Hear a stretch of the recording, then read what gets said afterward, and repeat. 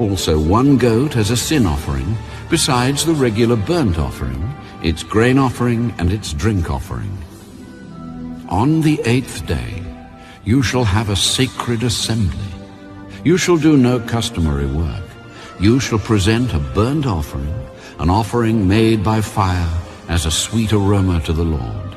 1 bull, 1 ram, 7 lambs in their first year without blemish, and their grain offering and their drink offerings for the bull, for the ram, and for the lambs by their number according to the ordinance. Also 1 goat as a sin offering, besides the regular burnt offering, its grain offering, and its drink offering. These you shall present to the Lord at your appointed feasts, besides your vowed offerings and your freewill offerings, as your burnt offerings and your grain offerings, as your drink offerings and your peace offerings. So Moses told the children of Israel everything, just as the Lord commanded Moses. Numbers, chapter 30. Then Moses spoke to the heads of the tribes concerning the children of Israel. This is the thing which the Lord has commanded. If a man makes a vow to the Lord, or swears an oath to bind himself by some agreement, he shall not break his word. He shall do according to all that proceeds out of his mouth. Or if a woman makes a vow to the Lord and binds herself by some agreement while in her father's house in her youth, and her father hears her vow and the agreement by which she has bound herself, and her father holds his peace, then all her vows shall stand, and every agreement with which she has bound herself shall stand. But if her father overrules her on the day that he hears, then none of her vows, nor her agreements by which she has bound herself, shall stand. And the Lord will release her because her father overruled her.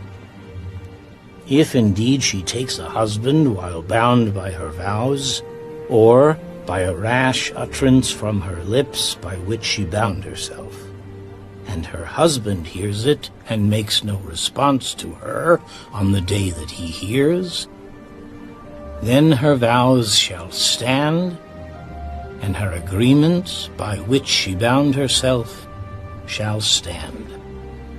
But if her husband overrules her on the day that he hears it, he shall make void her vow which she took, and what she uttered with her lips, by which she bound herself, and the Lord will release her. Also, any vow of a widow or a divorced woman, by which she has bound herself, shall stand against her. If she vowed in her husband's house, or bound herself by an agreement with an oath, and her husband heard it and made no response to her, and did not overrule her, then all her vows shall stand, and every agreement by which she bound herself shall stand.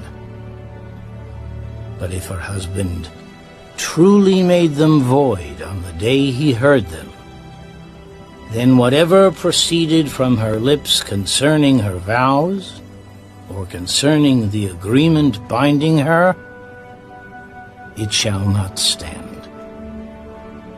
Her husband has made them void, and the Lord will release her. Every vow and every binding oath to afflict her soul, her husband may confirm it, or her husband may make it void. Now, if her husband makes no response whatever to her from day to day, then he confirms all her vows or all the agreements that bind her. He confirms them because he made no response to her on the day that he heard them. But if he does make them void after he has heard them, then he shall bear her guilt.